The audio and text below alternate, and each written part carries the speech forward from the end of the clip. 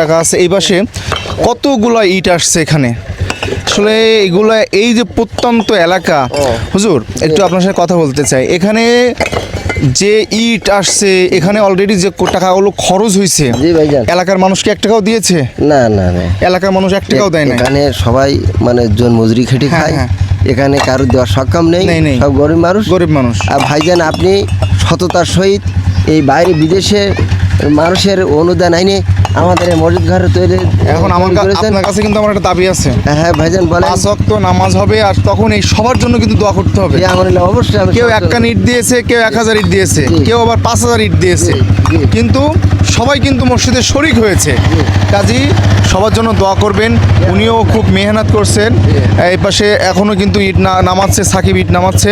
আমরা একটু এই 2000 টাকা এনাদের দিয়ে দেন। হ্যাঁ, আমরা একটু আসেন, হাঁটতে হাঁটতে আমার সাথে আসেন, আমরা একটু সামনে যেয়ে দেখার চেষ্টা করি।